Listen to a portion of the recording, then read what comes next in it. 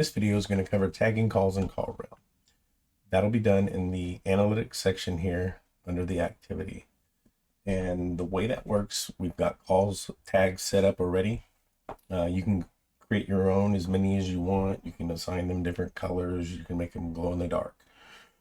The way it works is here, you click tags and you can say, you can search, easy search, urgently, and then we see this is Falls Church, McLean, Virginia.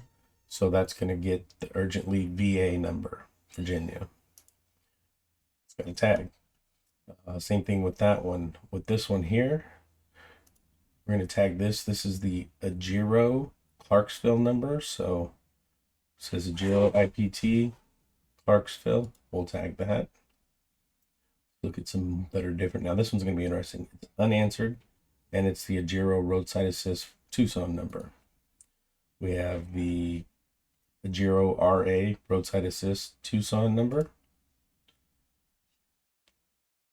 Give it a second there. But we're also going to tag that as a missed call. So some numbers will have two tags. Joseph John, that was a gentleman that called this morning. He is a customer. Come on, computer. There we go. And that customer actually came from our Google business page. So some of these things you'll learn.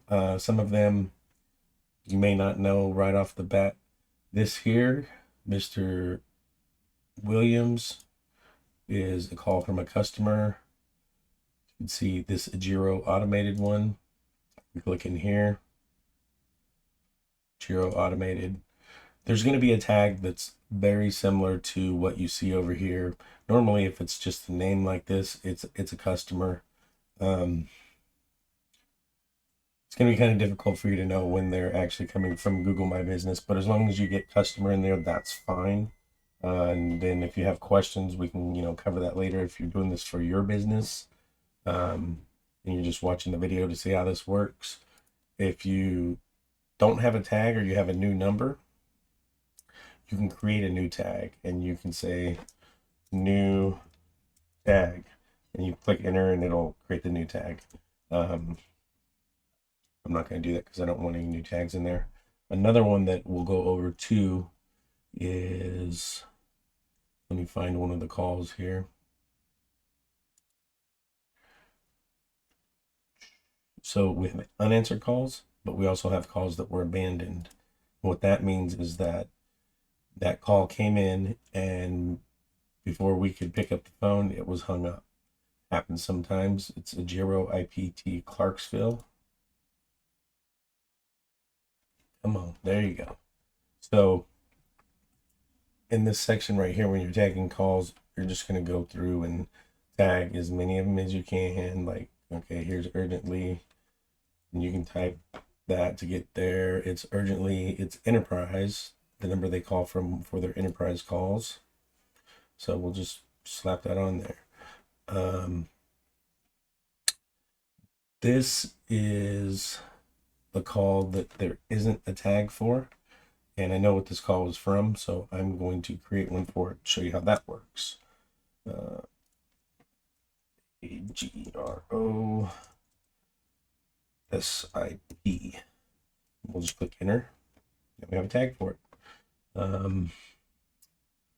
See if there's anything here that sticks out. That no clue why Bank of America is calling us here.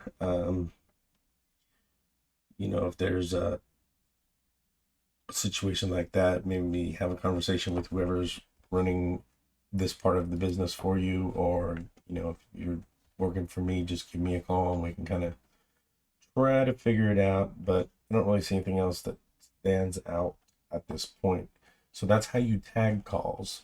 What I'd also like to talk about is the reason that you tag calls, and we talked about that a little bit when we went over the report section. So we'll click back in there and let it do its thing. Now, based on those tags, we can create reports and we can create custom reports. I have, just for fun here, I have calls by tag. So I can see here that in this year, I have calls, and I didn't add that new one that I put in there. That's a new Ajiro call, so we'll apply that to that. I was noticing that didn't show up. So we have Ajiro. The majority of the calls we get come from the Tucson location. And then if my internet, and then a large portion of them also come from Clarksville. Very few of them come from their automated number. And then that call there, we only had one call from that. And that was somebody from corporate that was calling me. That's why we do that, so that we can look and see, where's our call volume coming from. And we can use this, down the line later on to make decisions about, stuff as far as staffing. We can kind of take a look at like how much time we're spending on the phone with one particular company based off of, or as it relates to how much call volume, as in jobs, that we actually get from that company. So are we getting 249? Are we getting the total calls here of, do we have the total here? So we have total calls. We have 391 calls. So how much time are we spending on the phone with this particular company versus how much money we're making? So it's kind of cool with this, and this is kind of geeky, and if this isn't for you, just skip this part of the video. I'm going to wrap it up right after this anyway. Is I can go back and look at the dollar volume this year that we've generated in profit, and gross profit, net profit, and expenses. And I can tell you, based on the number of times these people call me, how much I'm going to make every time that phone rings from them, gross. And I'm going to tell you how much we're actually going to put in the company's pocket. And I'm also going to tell you how much it costs me on an average every time this company calls me. And I can break that down a little bit further, and I can determine that the calls coming out of Tucson are 249.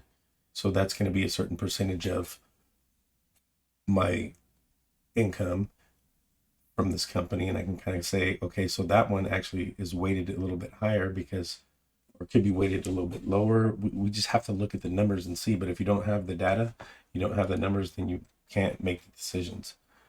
And that's just me geeking out a little bit. May not be your thing, and that's totally cool if it's not. Wrap this video up, and then we're going to move on to the next one.